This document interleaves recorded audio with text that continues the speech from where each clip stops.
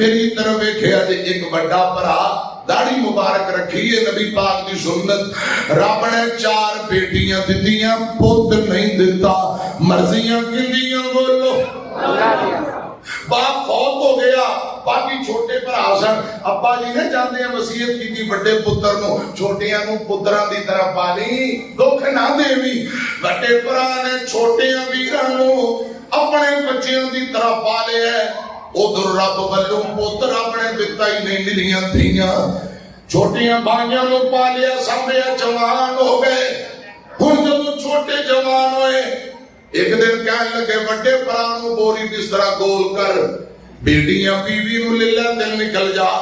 ए मकान साडा, जमीनां जायदादां साडियां ने। बदतमीजी करन लग पे, कोई गिरबान पकड़दा है, कोई चपेड़ा मारन लग पिया, कोई बड़े भरा नु डांगा दियां हुज्जां मारन लग पिया।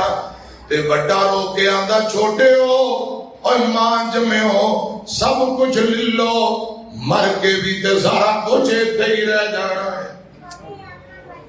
सब कुछ इत्थे रह जाना है। मेरा ते कोई पुत है ही नहीं, मैं किहड़ा नाल ले जाना है। सब कुछ इत्थे ते मैं तुहाडा बड़ा भरा सक्का भरा वां। बड़ी शफकत मोहब्बत ना पाले है। यार बदतमीजी ना करो।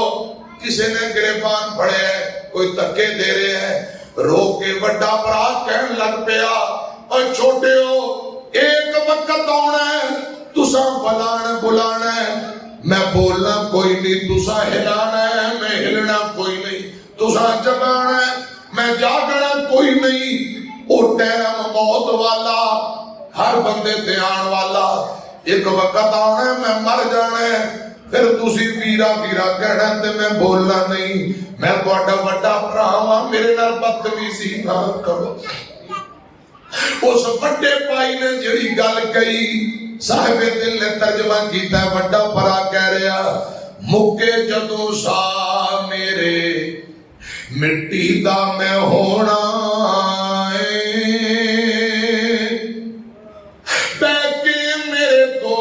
फिर सारे ने रोना है।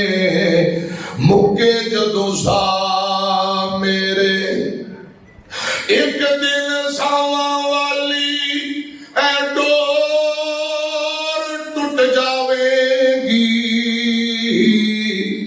फिर इस जिंदगी दी गल मुक जावेगी। होके चुप चाप बुआ, अखियां दा मैं टोना बैठ के मेरे कोल। फिर सारे ने रोना।